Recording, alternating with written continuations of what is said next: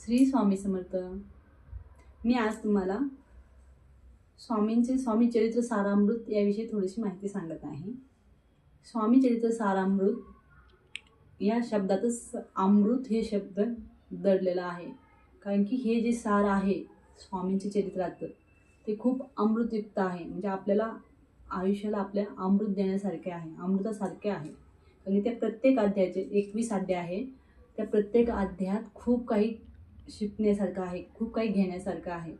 आणि कितीही वेळा जरी याचे पारायण केलं, हा पाठ पूर्ण वाचला 21 अध्यायाचा, तरी प्रत्येक अध्यायात वेगवेगळं शिकायला मिळतं की असे नाही का। कारण की गुरुमाऊली स्वतः सांगतात की गुरुचरित्र समजेल पण स्वामी चरित्र समजणार नाही, का की इतके त्यात दडलेले असते। एक एक शब्दात खूप मोठे अर्थ लिहिलेले असतात। जसे बसप्पाचेही चरित्र दिलेलं आहे, बाळप्पाचं पण दिलेलं आहे, चोळप्पा यांचं खूप काही जे आहे आणि ते आत्ताच्या युगात आपल्याला उपयुक्त पडण्यासारखंच आहे। असे हे स्वामी चरित्र सारामृताचं महत्त्व आहे। आणि हे पाठ रोज 3 अध्याय असे आठवड्याला पूर्ण पण करू शकतो आपण। आणि रोजच जर करायचं असेल पारायण तर 21 अध्याय वाचू शकतो। आणि जर 7-7 मध्ये टप्प्याटप्प्यात तुम्हाला वाचायचं असेल 7 अध्याय तर असं 3 दिवसातही पूर्ण होतं। जर तुम्ही समजा शुक्रवारी चालू केलं, सुरुवात केली 3 अध्याय वाचायला, तर गुरुवारी समाप्ती येते आणि पुन्हा एकदा परत शुक्रवारी असे रोजचे 3 अध्याय 11 माळी जप जर केले तर ही आपली नित्यसेवा होते। नित्यसेवा करणं खूप गरजेचं आहे। आजकाल काही ना काही अचानकच घडतंय, म्हणजे जे नैसर्गिक आपत्ती येते, आपल्या स्वतःवरही अचानकच कुठला तरी संकट येतंय, असं होतंय।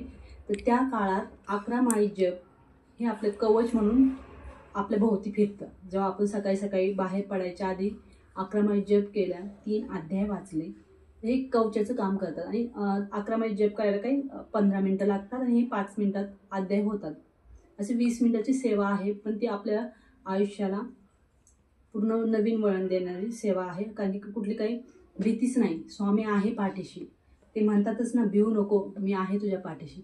आणि त्यांची ही सेवा केलेली कधी वाया जात नाही। आणि स्वामी कुणाचं हे उधारी ठेवत नाहीत। स्वामी त्यांचे जे केलेली सेवा आहे ती त्यांना परतफेड करतात। आणि ती संकटात जेव्हा ते उभे राहतात समोर त्यावेळेस करतात। आणि अशी लाखो कोट्यावधी सेवेकरी आहेत की त्यांना खूप काही अनुभव आलेले आहेत स्वामींचे।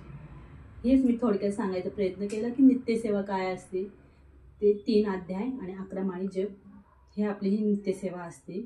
ही जर रोज केली तर आपले प्रॉब्लेम पण दूर होतात। समस्या ज्या असतात घरात, काही ना काही समस्या असतात, प्रत्येकाला समस्या असतात।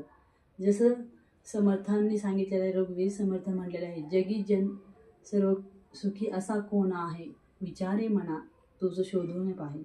कितीही श्रीमंत असला तरी त्याला काही ना काही समस्या असते, आणि गरीब असला तरी समस्या असते। तर त्या समस्यापासून सुटकारा मिळण्यासाठी ही नित्यसेवा पूर्ण झालीच पाहिजे। 3 अध्याय रोजचे वाचलेच पाहिजे। आणि 11 माळी जप होत नसेल तर 1 माळ का होईना स्वामींचा जप केलाच पाहिजे। श्री स्वामी समर्थ।